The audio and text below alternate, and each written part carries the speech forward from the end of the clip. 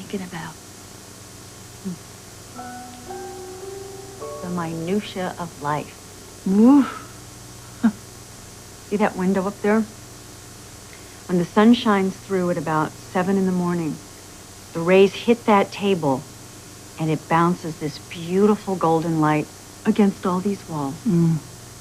It's the first thing I see when I come through to make orange juice for me and Em in the morning.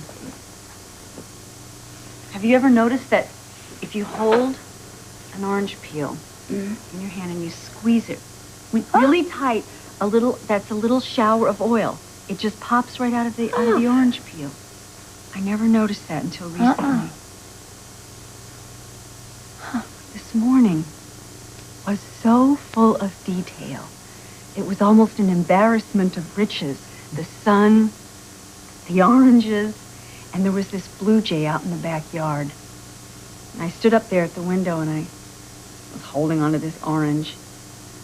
And I just watched this big old blue jay. And he was doing whatever it is birds do and think. And then he flew away. And taking flight was so graceful, so beautiful. I wanted to be that bird so I could fly away too.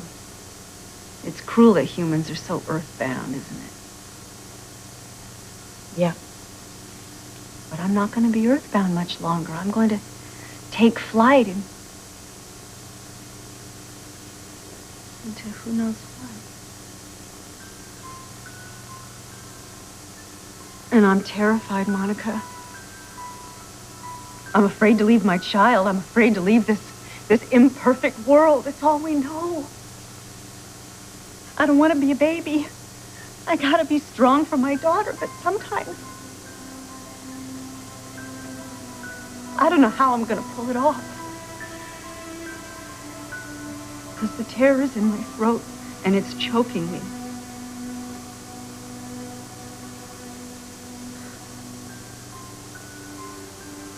How can you hide something you can't even get your words around?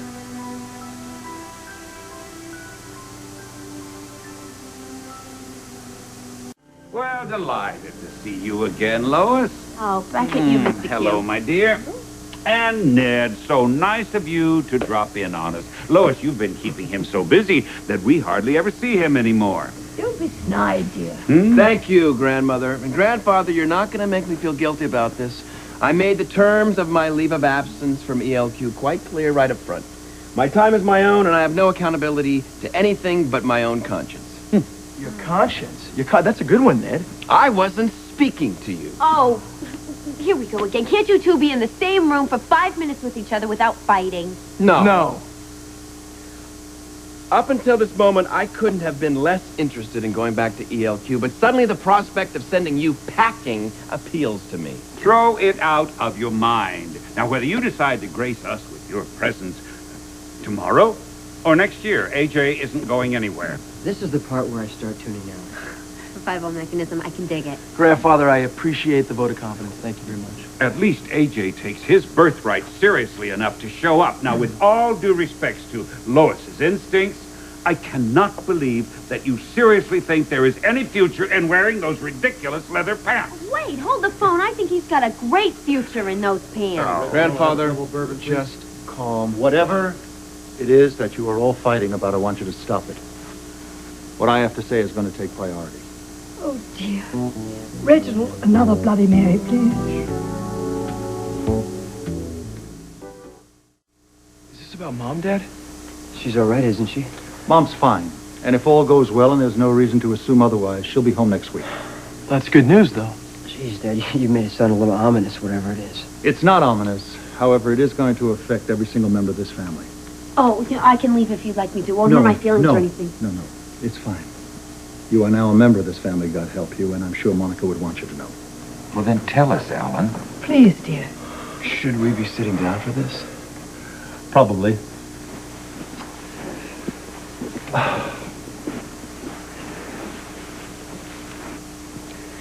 In the course of Monica's treatment at La Mesa, she met a woman named Paige Bowen. They became very, very good friends. They bonded in a way that I don't think any of us will ever understand. Paige is an exceptional woman, and I'm sure it's very much due to her that your mother was able to get through this situation so unscathed. She sounds terrific. She has a daughter named Emily. She's 11 years old. She's a wonderful kid. She's extremely courageous. The bottom line is that Paige has had a recurrence of her cancer. It spread to her pancreas, and the prognosis is not good. She's probably got about 3 months to live. Oh, that's so sad. Well, I agree, but how does that affect us, Ellen? Monica wants to bring Paige and Emily home with her. As a matter of fact, she's already invited them. Well, any friends of Monica's are always welcome in this house. I think this visit's going to be a more complicated than that, Mother. Monica wants Paige and Emily to get to know us and vice versa. And if all goes well and Paige agrees, Monica wants to take Emily after she's gone. I should also tell you I offered Paige whatever support she might need, but I never anticipated it would be anything like this. So, don't all speak at once. Well, Alan, it's hard to know what to say. I mean, it's really tragic about Mom's friend, Dad. All right. I'll give voice to it if no one else will. Alan, I have a major problem with Monica bringing a complete stranger into this house to die and expecting us to take the responsibility of a child that we've never even laid eyes on. I'm afraid I have to agree with Edward. A gravely ill person would cause quite a disturbance in this household. Not to mention a little girl who would have to watch her mother die. Wait a minute. This is Mom's house. She can invite whomever she wants. This doesn't bother you, Jason? Of course it bothers me, but what are we going to do? I don't like it.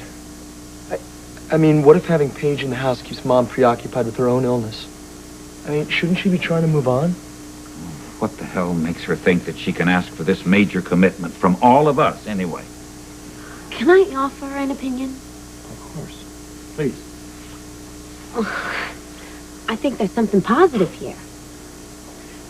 If Monica wants to do this, to take care of Emily, I mean, it means she's thinking of the long term. She's owning her future again. I hope this doesn't come off as presumptuous, but shouldn't you all be doing anything you possibly can to try and reinforce that? It seems to me that, the more she believes in tomorrow and 3 months from now and next year, the more likely Monica is to be here to see it.